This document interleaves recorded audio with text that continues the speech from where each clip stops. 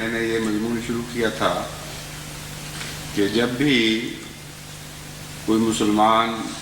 سیلاب کی غیر معمولی تباہ کاریاں دیکھتا ہے تو اس کا ذہن طوفان نوح کی طرف منتقل ہو جاتا ہے، اور یہ مضمون عموماً آپ کو اخباروں میں دکھائی دیں گے کہ یہ خدا کا عذاب ہے جس سے بچنے کے لیے ہمیں کچھ کرنا چاہیے۔ ایک احمدی مسلمان کا ذہن صرف ہزاروں سال پہلے کے حضرت نوح کے واقعہ ہی کی طرف منتقل نہیں ہوتا، بلکہ حضرت مسیح موعود علیہ السلام کی کتاب کشتی نوح کی طرف بھی منتقل ہوتا ہے، جس سے پتہ چلتا ہے کہ اس زمانے کے سیلابوں کی تباہ کاریوں سے بچانے کے لیے حضرت مسیح موعود علیہ السلام کو اللہ تعالیٰ کی طرف سے ایک کشتی عطا کی گئی۔ اس کے ساتھ ہی میں نے یہ ذکر کیا تھا کہ کشتی نوح کے مطالعے سے پتہ چلتا ہے کہ جن سیلابوں کی تباہ کاریوں کا اس زمانے کے تعلق میں ذکر ہے وہ در حقیقت گناہوں کے سیلاب ہیں اور معاصی کے طوفان ہیں۔ جب بدعملی زور پکڑتی ہے اور موجیں مارتی ہے تو ہر قسم کے جرائم دنیا میں اچھلنے لگتے ہیں اور ان کے نتیجے میں قومیں غرق ہو جاتی ہیں۔ بعد میں انسان کی تباہی خواہ کچھ لمبا وقت لے یا تھوڑا وقت لے وہ ایک منطقی نتیجے کے طور پر ظاہر ہوتی ہے۔ حضرت مسیح موعود علیہ السلام کو جو روحانی معنوں میں نوح کا لقب عطا فرمایا گیا وہ حضرت اقدس محمد مصطفیٰ صلی اللہ علیہ وآلہ وسلم کی نسبت سے سمجھا جا سکتا ہے۔ اگرچہ حضرت نوح کے طوفان کے متعلق بھی یہی کہا جاتا ہے کہ ساری دنیا غرق ہو گئی تھی، مگر جہاں تک انسانی تحقیق کا تعلق ہے نہ یہ بات قرین قیاس ہے، نہ تاریخی اور سائنسی شواہد سے ثابت ہے، نہ عقل اس کو تسلیم کر سکتی ہے کہ ایک بارش کے نتیجے میں تمام دنیا کے بڑے بڑے خطے غرق ہو چکے ہوں اور کسی جگہ کوئی پناہ گاہ باقی نہ رہے۔ زمین کا اونچ نیچ،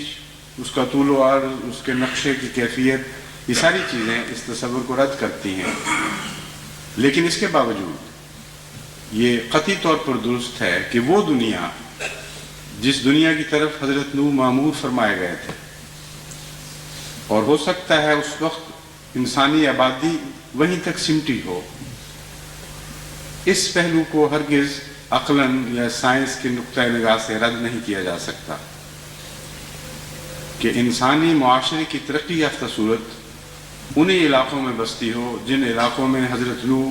خدا کا پیغام لے کر آئے، اور چونکہ وہ انسانوں کی ترقی یافتہ صورت تھی اور وہ ایک ایسی تہذیب تھی جو تمام دنیا کے انسانوں کی نمائندگی کر رہی تھی، اس لیے ان کی غرقابی کو سب دنیا کی غرقابی قرار دیا گیا۔ وہ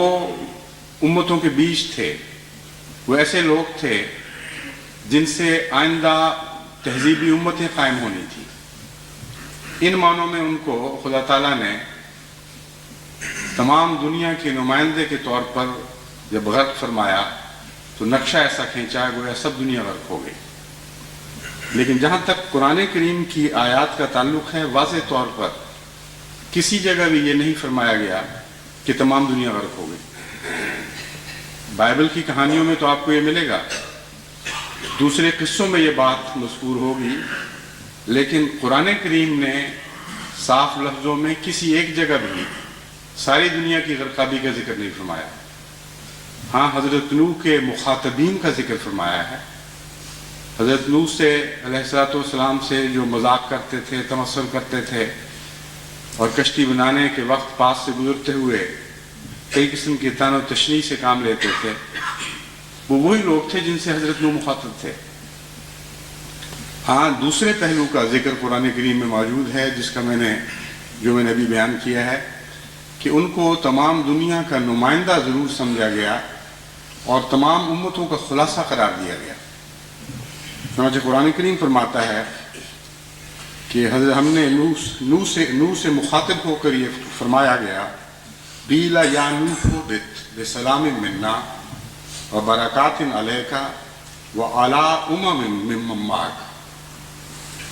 وامم سنمتعہم ثم یمسہم منا عذاب علیم، کہ نوح سے یہ فرمایا گیا اہبط بسلام منا، کہ تو اس سفر کی طرف پر روانہ ہو جو کشتی کا سفر ہے، ہماری طرف سے سلامتی کے ساتھ، وبرکات علیک، اور اس حالت میں کہ خدا تعالیٰ کی برکتیں تیرے ساتھ ہیں، وعلی ممن معک، اور ان امتوں کے ساتھ ہیں جو تیرے ساتھ ہم سفر ہیں۔ بعض علماء یہ سمجھتے ہیں کہ یہاں امتوں سے مراد مختلف قسم کے جانور تھے جو اپنی اپنی قوم کے نمائندہ تھے۔ حالانکہ قرآن کریم جانوروں کے متعلق ہی لفظ استعمال نہیں فرما سکتا کہ وہ برکتیں، وہ رحمتیں جو نبیوں کو عطا ہو رہی ہیں وہ ان کے ساتھی جانوروں کو بھی عطا ہوں گی۔ ایک محض لغو تصور ہے جس کو نعوذ باللہ قرآن کریم کی طرف منسوخ کیا جاتا ہے۔ پھر اسی آیت کا اگلا ٹکڑا اس بات کو خوب کھول رہا ہے کہ امتوں سے کون مراد ہیں۔ فرمایا وَأُمَمٌ سَنُمَتِّعُهُمْ ثُمَّ يَمَسُّهُمْ مِنَّا عَذَابٌ عَلِيمٌ، اور ایسی امتیں بھی ہیں جو کشتی میں سوار ہیں لیکن ہم ان کو فائدے سے محروم تو نہیں رکھیں گے، ہاں کچھ فائدے کے بعد ان کی بعد میں پیدا ہونے والی بدعمالیوں کے نتیجے میں ان کو دردناک عذاب میں مبتلا کریں گے۔ تو جانوروں کے متعلق تو خدا تعالیٰ کی یہ تقدیر نہیں ہے کہ کچھ فائدہ پہنچانے کے بعد جانوروں کی نسلوں کو عذاب میں مبتلا کیا جائے۔ آخر کیوں کیا جائے؟ وہ تو مکلف نہیں ہے شریعت کے۔ اس لیے اس آیت کے اس آخری حصے نے اس مضمون کو خوب کھول دیا کہ حضرت ابراہیم علیہ السلام کے ساتھ سوار لوگ تمام دنیا کی امتوں کے نمائندہ تھے، اور ان کے اندر وہ بیج موجود تھا جس سے امتیں پیدا ہوتی ہیں۔ اس پہلو سے وہ دنیا غرق کی گئی، یعنی تمام دنیا گویا ڈوب گئی جب خدا تعالیٰ نے اس بیج کو محفوظ کر کے باقی سب لوگوں کو جو ان کو مٹانے کے درپے تھے ان کو ہلاک کر دیا۔ اس نقطۂ نگاہ کو سمجھنا ایک احمدی کے لیے بہت ہی ضروری ہے۔ جیسا کہ میں نے کہا تھا، حضرت اقدس محمد مصطفیٰ صلی اللہ علیہ وآلہ وسلم کے حوالے سے کشتی نوح کی سمجھ آئے گی، اور یہ کشتی نوح واقعتاً تمام دنیا کے انسانوں کو بچانے کے لیے بنی۔ حضرت نوح کے زمانے کے چند لوگوں کو بچانے کے لیے نہیں جن کا تعلق ایک قوم سے تھا، بلکہ چونکہ حضرت اقدس محمد مصطفیٰ صلی اللہ علیہ وآلہ وسلم کی سرداری اور آپ کی سیادت تمام دنیا پر محیط ہے، اس لیے جو بھی آپ کا سچا غلام ہوگا اگر اسے نوح کا خطاب دیا جائے تو اس سیلاب کا تعلق بھی سب دنیا سے ہوگا اور اس کشتی کا تعلق بھی سب دنیا سے ہوگا۔ اس پہلو سے جماعت احمدیہ کے اوپر بے انتہا عظیم ذمہ داری عائد ہوتی ہے کہ وہ اس کشتی کی حفاظت کریں جو کشتی ان کے اخلاق سے تعمیر ہو رہی ہے، جو کشتی ان کی نیکیوں سے تعمیر ہو رہی ہے، جو کشتی ان کو بدیوں سے بچا رہی ہے، کیونکہ یہ بدیوں سے بچانے والی کشتی ہے، اور نیکیوں کی تلقین کر رہی ہے، ان کی نیکیوں میں نشو و نما پیدا کرتی ہے۔ اس سیلاب سے جس طرح کشتی بلند ہوئی تھی، اس سیلاب سے یعنی نوح کے سیلاب سے جس طرح کشتی بلند ہوئی تھی، طوفان نوح نے ہر چیز کو غرق کر دیا مگر اس کشتی کو غرق نہیں کر سکا۔ اسی طرح بدیوں کا سیلاب کتنا بلند سے بلند تر ہوتا چلا جائے، حضرت مسیح موعود علیہ السلام کی کشتی میں بیٹھ کر آپ بھی اس کے مطابق بلند تر ہوتے چلے جائیں گے اگر اپنے اخلاق کی حفاظت کریں گے۔ یہ معاصی کا سیلاب آپ کو سربلندی عطا کرے گا اور عظمتیں عطا کرے گا، کیونکہ جتنا معاصی کا سیلاب بلند ہوگا اتنی ہی آپ کی اخلاقی عظمت نمایاں ہو کر دور دور سے دنیا کو دکھائی دینے لگے گی۔ لیکن اگر آپ نے اس کو کھیل سمجھا، یہ سمجھ لیا کہ ہر شخص جو کشتی میں آ چکا ہے وہ لازماً بچایا جائے گا، یعنی ظاہری کشتی میں آ گیا ہے وہ لازماً بچایا جائے گا، تو یہ درست نہیں۔ قرآن کریم فرماتا ہے سَنُمَتِّعُهُمْ ثُمَّ يَمَسُّهُم مِّنَّا عَذَابٌ أَلِيمٌ، اور اس کشتی میں ایسی امتیں بھی سوار ہیں جنہیں بچایا جا رہا ہے، جو کچھ عرصہ فائدہ بھی اٹھائیں گے، لیکن بدبختی اور بدقسمتی سے آئندہ ان کی نسلوں میں گناہگار پیدا ہوں گے۔ ان گناہوں کا بیج ان لوگوں کے اندر موجود تھا جن کا ذکر کیا گیا ہے، خدا کی ستاری نے اس کو ڈھانپا ہوا تھا، خدا کی مغفرت نے اس سے درگزر فرمائی، لیکن خدا جو عالم الغیب ہے وہ جانتا تھا کہ اس مخفی بیج نے ضرور نشو و نما پانی ہے، اور ایک ایسا وقت آئے گا جب کہ بدقسمتی سے یہ گناہگار نسلیں پیچھے چھوڑ جائیں گے۔ بس اس نقطۂ نگاہ سے جماعت احمدیہ کے اوپر بے انتہا ذمہ داری عائد ہوتی ہے کہ وہ بڑی باریک نظر سے اپنی کمزوریوں پر نگاہ رکھیں اور ان گندے بیجوں کو اکھاڑ پھینکیں اپنے سینوں سے، جو اگر مخفی بھی رہیں گے، آج کے وقت اگر مخفی بھی رہیں گے تو کل کے وقت ان کا ظاہر ہونا لابدی ہے، کیونکہ خدا کی تقدیر اسی طرح سلوک کیا کرتی ہے۔ بعض پردہ پوشیاں بعض نیک لوگوں کی برکتوں کے نتیجے میں حاصل ہوتی ہیں، ان برکتوں سے لوگ حصہ پاتے ہیں، اس لیے ان کے برائیوں سے بھی درگزر فرمائی جاتی ہے، لیکن پھر ایسے زمانے آتے ہیں جب کہ وہ پردے اٹھا لیے جاتے ہیں۔ اس لیے اس مضمون کو خوب اچھی طرح ذہن نشین کر کے اپنے حالات کا جائزہ لیں۔ میں بار بار جماعت کو متوجہ کرتا رہا ہوں اور اب بھی کر رہا ہوں کہ ہم جس نئی صدی میں داخل ہونے والے ہیں، اس صدی میں داخل ہونے سے پہلے ہمیں اپنے آپ کو صاف اور ستھرا کرنا چاہیے، اگلی صدی کے لیے اس رنگ میں تیاری کرنی چاہیے کہ 100 سال آئندہ 100 سال جو کچھ بھی دنیا میں ہوگا،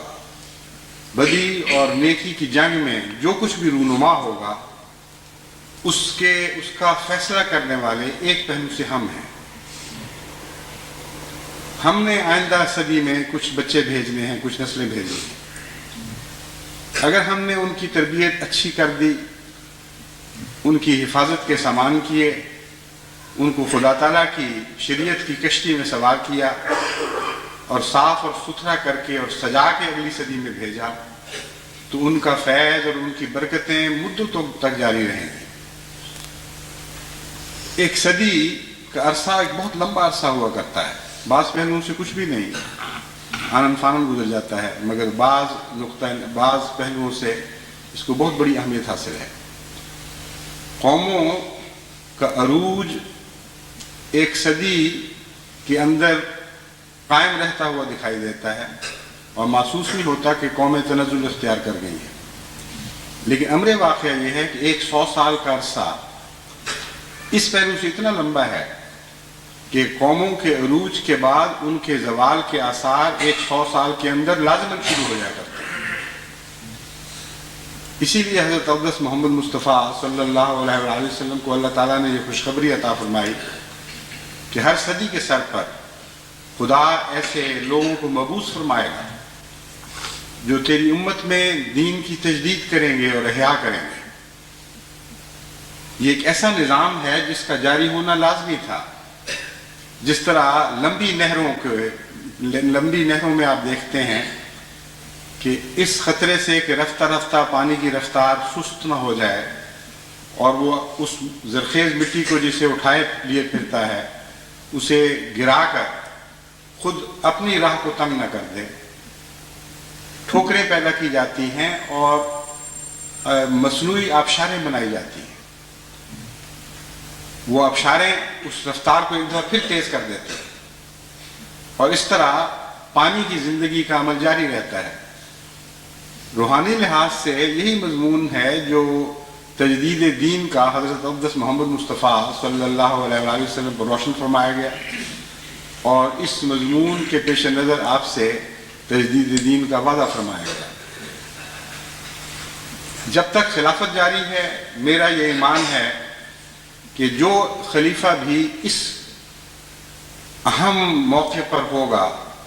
یعنی 2 صدیوں کے سنگم پر، اللہ تعالیٰ اسی سے تجدید دین کا کام لے گا۔